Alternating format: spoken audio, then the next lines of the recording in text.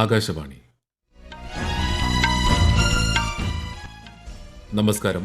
വാർത്തകൾ വായിക്കുന്നത് സുധിൻ സൈനുദ്ദീൻ.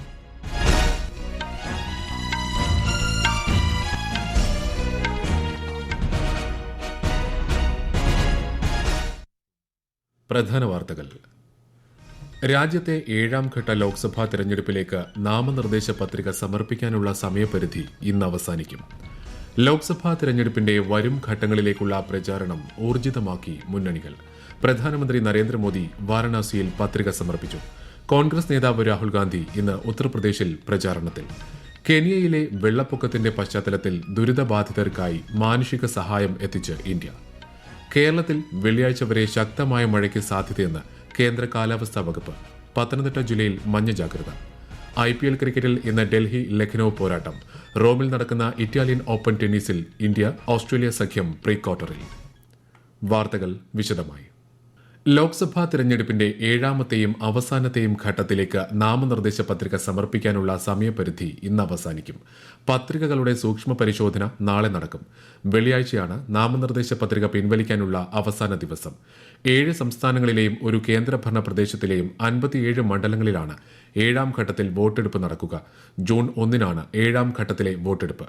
ഉത്തർപ്രദേശിലും പഞ്ചാബിലും 13 സീറ്റുകളിലും, പശ്ചിമ ബംഗാളിലെ 9 സീറ്റുകളിലും, ബീഹാറിലെ 8-ഉം ഒഡീഷയിലെ 6-ഉം ഹിമാചൽ പ്രദേശിലെ 4 സീറ്റുകളിലാണ് വിധിയെഴുതുക.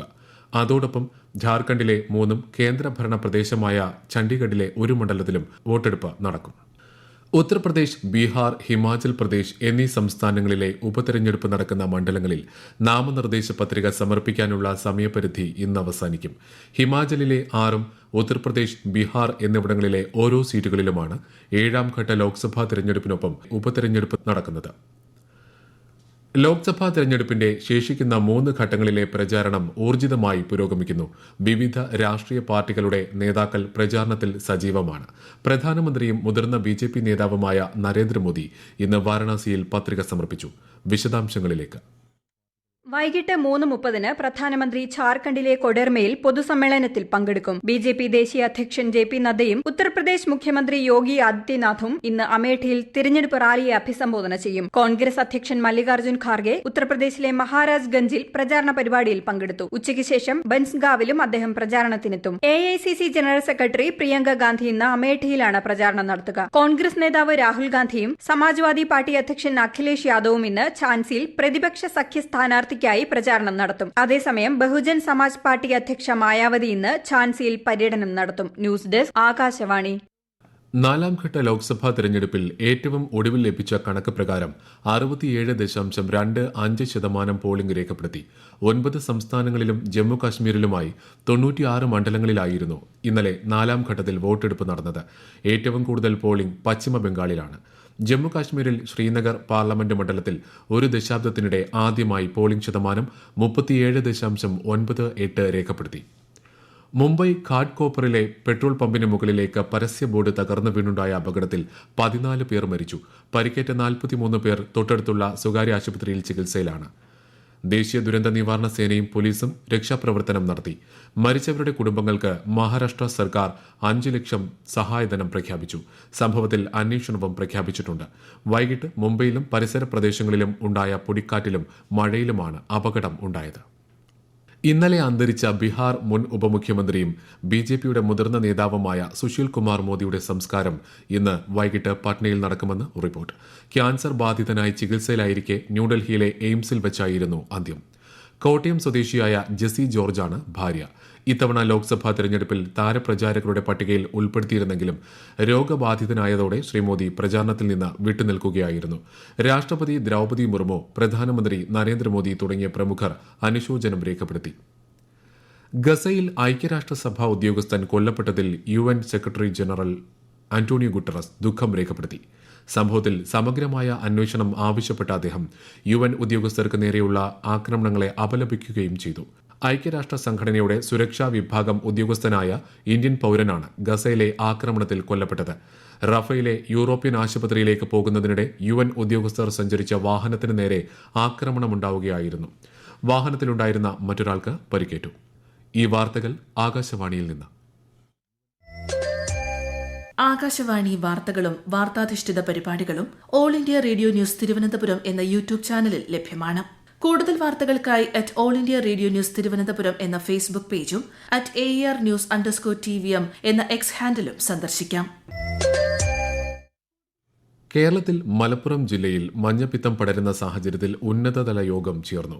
ചാലിയാറിലും പോത്തുകലിലുമാണ് യോഗം ചേർന്നത്. കഴിഞ്ഞ ഒരാഴ്ചക്കിടെ ജില്ലയിൽ മഞ്ഞപ്പിത്തം ബാധിച്ച് 3 പേരാണ് മരിച്ചത്. വൈറൽ ഹെപ്പറ്റൈറ്റിസ് മൂലം കഴിഞ്ഞ 5 മാസത്തിനിടെ 8 മരണമാണ് ജില്ലയിൽ റിപ്പോർട്ട് ചെയ്തത്. 3000-ലധികം കേസുകളും റിപ്പോർട്ട് ചെയ്തു. സംസ്ഥാനത്ത് എല്ലാ ജില്ലകളിലും കളക്ടർമാരോടും DMOമാരോടും കാര്യങ്ങൾ ഏകോപിപ്പിക്കാൻ മന്ത്രി വീണ ജോർജ് നിർദ്ദേശം നൽകിയിട്ടുണ്ട്. Common university entrance test May 15 മുതൽ 18 വരെ നടക്കും. ഇന്ത്യയ്ക്ക് പുറത്തുള്ള 26 നഗരങ്ങൾ ഉൾപ്പെടെ 379 നഗരങ്ങളിലാണ് പരീക്ഷ നടക്കുന്നത്. പരീക്ഷ എഴുതുന്ന ഉദ്യോഗാർത്ഥികളുടെ അഡ്മിറ്റ് കാർഡ് വെബ്സൈറ്റിൽ പ്രസിദ്ധീകരിക്കുമെന്ന് NTA അറിയിച്ചു. അപേക്ഷാ ഫോറം നമ്പറും ജനന തീയതിയും ഉപയോഗിച്ച് അപേക്ഷകർക്ക് അഡ്മിറ്റ് കാർഡ് ഡൌൺലോഡ് ചെയ്യാം. കേരളത്തിൽ 7000 പോലീസ് ഉദ്യോഗസ്ഥരുടെ കുറവുണ്ടെന്ന് റിപ്പോർട്ട്. ഉദ്യോഗസ്ഥ ഭരണപരിഷ്കാര വകുപ്പിന്റെ പഠന റിപ്പോർട്ട് പ്രകാരം സംസ്ഥാനത്ത് 500 പൌരന്മാർക്ക് ഒരു പോലീസ് ഉദ്യോഗസ്ഥൻ വേണം. എന്നാൽ നിലവിൽ ഒരു പോലീസ് ഉദ്യോഗസ്ഥൻ കൈകാര്യം ചെയ്യേണ്ടി വരുന്നത് 656 പൌരന്മാരെയാണ്. വിവരാവകാശ നിയമപ്രകാരം സാമൂഹിക പ്രവർത്തകൻ MV ശിൽപരാജിന് കേരള പോലീസിൽ നിന്നും ലഭിച്ച കണക്കുകളിലാണ് ഇക്കാര്യം സൂചിപ്പിക്കുന്നത്. കേരളത്തിൽ പത്തനംതിട്ട നിരണത്ത് സർക്കാർ താറാവ് വളർത്തൽ കേന്ദ്രത്തിൽ പക്ഷിപ്പനി സ്ഥിരീകരിച്ച സാഹചര്യത്തിൽ പക്ഷികളെ കൂട്ടത്തോടെ കൊല്ലുന്ന നടപടികൾ ആരംഭിച്ചു. പ്രഭവ കേന്ദ്രത്തിന് 1 കിലോമീറ്റർ ചുറ്റളവിലെ 4 ലക്ഷത്തോളം പക്ഷികളെയാകും കൊന്നൊടുക്കുക. താറാവും കോഴിയും മറ്റ് വളർത്ത പക്ഷികളും ഇതിൽ ഉൾപ്പെടും. പക്ഷിപ്പനി സ്ഥിരീകരിച്ച 1 കിലോമീറ്റർ ചുറ്റളവ് ഇൻഫെക്റ്റഡ് സോണായും 10 കിലോമീറ്റർ ചുറ്റളവ് സർവൈവൽ സോണായും പ്രഖ്യാപിച്ചിട്ടുണ്ട്. കെനിയയിലുണ്ടായ വെള്ളപ്പൊക്ക ദുരന്തത്തിന്റെ പശ്ചാത്തലത്തിൽ കെനിയയ്ക്ക് മാനുഷിക സഹായം എത്തിച്ച് ഇന്ത്യ.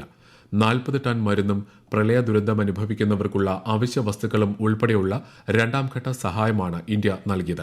ഈ മാസം 10-ന് ഭക്ഷണവും മരുന്നും ഉൾപ്പെടെയുള്ള വസ്തുക്കൾ കെനിയയിൽ എത്തിച്ചിരുന്നു. ശക്തമായ മഴയിലും വെള്ളപ്പൊക്കത്തിലും കെനിയയിൽ 200-ലേറെ പേർ മരിക്കുകയും 1000-ലേറെ പേരെ മാറ്റിപ്പാർപ്പിക്കുകയും ചെയ്തു. കേരളത്തിൽ വെള്ളിയാഴ്ച വരെ ഒറ്റപ്പെട്ട ശക്തമായ മഴയ്ക്ക് സാധ്യതയെന്ന് കേന്ദ്ര കാലാവസ്ഥാ വകുപ്പ്. ഒറ്റപ്പെട്ട ഇടങ്ങളിൽ ശക്തമായതും ഇടിയോട് കൂടിയതുമായ മഴയ്ക്കും സാധ്യതയുണ്ട്. ചക്രവാത ചുഴിയാണ് മഴയ്ക്ക് കാരണം. പത്തനംതിട്ടയിൽ ഇന്ന് മഞ്ഞ ജാഗ്രത പ്രഖ്യാപിച്ചിട്ടുണ്ട്. അതിനിടെ ഇത്തവണ കാലവർഷം നേരത്തെ എത്താൻ സാധ്യതയുണ്ടെന്ന് കാലാവസ്ഥാ വകുപ്പ് അറിയിച്ചു. ഞായറാഴ്ചയോടെ തെക്കൻ ആൻഡമാൻ കടലിലേക്കും തെക്ക് കിഴക്കൻ ബംഗാൾ ഉൾക്കടലിലേക്കും കാലവർഷം എത്തിച്ചേർന്നേക്കും. IPL ക്രിക്കറ്റിൽ ഇന്ന് ഡൽഹി ക്യാപിറ്റൽസ് ലക്നൌ സൂപ്പർ ജയൻസിനെ നേരിടും. ന്യൂഡൽഹിയിലെ അരുൺ ജെയ്റ്റ്ലി സ്റ്റേഡിയത്തിൽ രാത്രി 7:30-നാണ് മത്സരം. റോമിൽ നടക്കുന്ന ഇറ്റാലിയൻ ഓപ്പൺ ടെന്നീസിൽ രോഹൻ ബൊപ്പണ്ണ മാത്യു എബ്ഡൻ സഖ്യം ഇന്ന് പ്രീ ക്വാർട്ടറിൽ ഇറ്റാലിയൻ സഖ്യത്തെ നേരിടും. സിമോണെ ബോലെല്ലി ആന്ത്രേയ വാവസോറി സഖ്യത്തെയാണ് ഇന്ത്യ-ഓസ്ട്രേലിയ സഖ്യം എതിരിടുക. ഇന്നലെ ഫ്രാൻസിസ്കോ പസാരോ മത്തിയോ അർണാൾഡി സഖ്യത്തെ നേരിട്ടുള്ള സെറ്റുകൾക്ക് പരാജയപ്പെടുത്തിയാണ് ഇന്ത്യ-ഓസ്ട്രേലിയ സഖ്യം പ്രീ ക്വാർട്ടറിൽ കടന്നത്.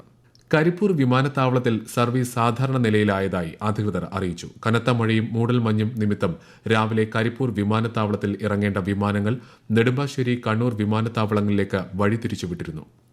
ഭുവനേശ്വറിൽ നടക്കുന്ന നാഷണൽ ഫെഡറേഷൻ കപ്പ് അത്ലറ്റിക് കോമ്പറ്റീഷനിൽ വനിതാ ഷോട്ട്പുട്ടിൽ അഭ കഡ്വയ്ക്ക് ദേശീയ റെക്കോർഡോടെ സ്വർണം. 18.41 മീറ്റർ എറിഞ്ഞാണ് അഭ വിജയം സ്വന്തമാക്കിയത്. എന്നാൽ ഒളിമ്പിക്സ് യോഗ്യതയ്ക്കായി 18.80 മീറ്റർ എറിയണം. ഒരു ഇന്ത്യൻ വനിതകൾക്കും ഈ റെക്കോർഡ് നേടാനായിട്ടില്ല. ധനമന്ത്രി KN ബാലഗോപാലിനെ ആശുപത്രിയിൽ പ്രവേശിപ്പിച്ചു. തിരുവനന്തപുരം മെഡിക്കൽ കോളേജ് ആശുപത്രിയിൽ പ്രവേശിപ്പിച്ച അദ്ദേഹത്തെ ആൻജിയോപ്ലാസ്റ്റിക്ക് വിധേയനാക്കി. മന്ത്രിയുടെ ആരോഗ്യനില തൃപ്തികരമാണെന്ന് ആശുപത്രി അധികൃതർ അറിയിച്ചു. ധനകാര്യമന്ത്രിയുടെ അടുത്ത 3 ദിവസത്തെ ഔദ്യോഗിക പരിപാടികൾ റദ്ദാക്കി. പ്രധാന വാർത്തകൾ വീണ്ടും. രാജ്യത്തെ 7ാം ഘട്ട ലോക്സഭാ തെരഞ്ഞെടുപ്പിലേക്ക് നാമനിർദ്ദേശ പത്രിക സമർപ്പിക്കാനുള്ള സമയപരിധി ഇന്ന് അവസാനിക്കും. ലോക്സഭാ തെരഞ്ഞെടുപ്പിന്റെ വരും ഘട്ടങ്ങളിലേക്കുള്ള പ്രചാരണം ഊർജിതമാക്കി മുന്നണികൾ. പ്രധാനമന്ത്രി നരേന്ദ്രമോദി വാരണാസിയിൽ പത്രിക സമർപ്പിച്ചു. കോൺഗ്രസ് നേതാവ് രാഹുൽ ഗാന്ധി ഇന്ന് ഉത്തർപ്രദേശിൽ പ്രചാരണത്തിൽ. കെനിയയിലെ വെള്ളപ്പൊക്കത്തിന്റെ പശ്ചാത്തലത്തിൽ ദുരിതബാധിതർക്കായി മാനുഷിക സഹായം എത്തിച്ച് ഇന്ത്യ. കേരളത്തിൽ വെള്ളിയാഴ്ച വരെ ശക്തമായ മഴയ്ക്ക് സാധ്യതയെന്ന് കേന്ദ്ര കാലാവസ്ഥാ വകുപ്പ്. പത്തനംതിട്ട ജില്ലയിൽ മഞ്ഞ ജാഗ്രത. IPL ക്രിക്കറ്റിൽ ഇന്ന് ഡൽഹി ലക്നൌ പോരാട്ടം. റോമിൽ നടക്കുന്ന ഇറ്റാലിയൻ ഓപ്പൺ ടെന്നീസിൽ ഇന്ത്യ-ഓസ്ട്രേലിയ സഖ്യം പ്രീ ക്വാർട്ടറിൽ. വാർത്തകൾ കഴിഞ്ഞു. അടുത്ത വാർത്താ പ്രക്ഷേപണം വൈകിട്ട് 6:30-ന്.